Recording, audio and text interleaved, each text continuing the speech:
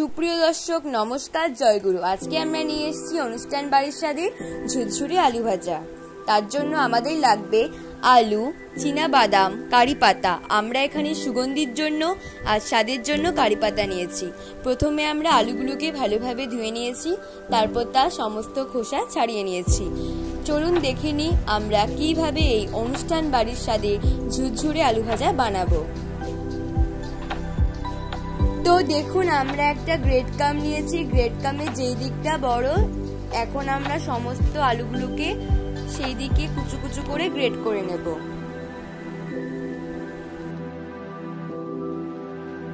তো দেখুন, এখন আমরা আলুগুলোকে ভালোভাবে গ্রেট করে নিয়েছি। এখন আমরা আলুগুলোকে ভালোভাবে চটকে চটকে 3 থেকে 4 বার ধুয়ে নেব। আমরা ততক্ষণ আলুগুলোকে ভালোভাবে ধোবো যতক্ষণ না আলুর পরিষ্কার জলটা বেরিয়ে আসে।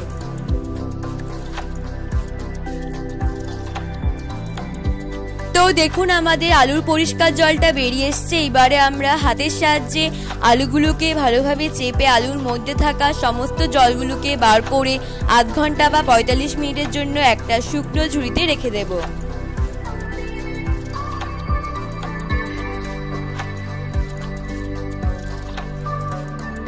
তো দেখুন, এখন আমরা দেখতে পাচ্ছি আলুর মধ্যে এখনো কিছুটা জল রয়ে গেছে। ওই জন্য আমরা একটা শুকনো কাপড়ের সাহায্যে, যেরকম ভাবে আমরা ছানা থেকে ছানা সমস্ত জল বার করি, ওই রকম ভাবে আমরা চেপে চেপে আলুর মধ্যে থাকা সমস্ত জলগুলোকে বার করে নেব।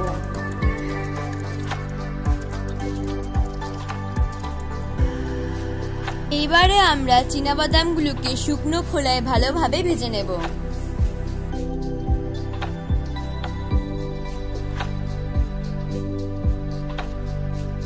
তো দেখুন, আমরা এখন এখানে বেশি পরিমাণ তেল দিয়েছি। এখন আমরা আগে থেকে ধুয়ে রাখা আলুগুলোকে দিয়ে ভালোভাবে ভেজে নেব। ভালোভাবে ভাজার জন্য আমরা সামান্য পরিমাণ নুন দেব।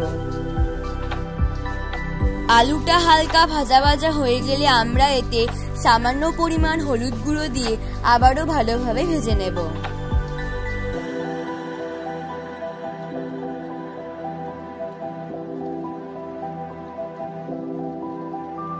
এখন আমরা আগে থেকে তৈরি করে রাখা চীনাবাদাম আর কারি পাতাগুলো দিয়ে ভালোভাবে একটু ভেজে নেব। ভালোভাবে ভাজার জন্য আমরা 5-10 মিনিট পরে ফিরে আসছি।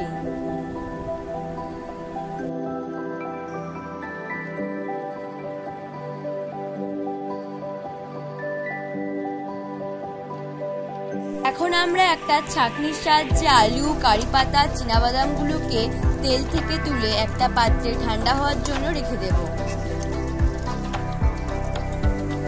তো দেখুন বন্ধুরা, আমাদের ঝুরঝুরে আলু ভাজার রেসিপি একদম রেডি। আজকের এই ঝুরঝুরে আলু ভাজার রেসিপিটা আপনারা জামাই ষষ্ঠীর দিন জামাইকে যে 5 রকমের ভাজাভুজি দেন, সেই 5 রকমের ভাজাভুজির সাথে আপনারা এই রেসিপিটা অ্যাড করতে পারেন।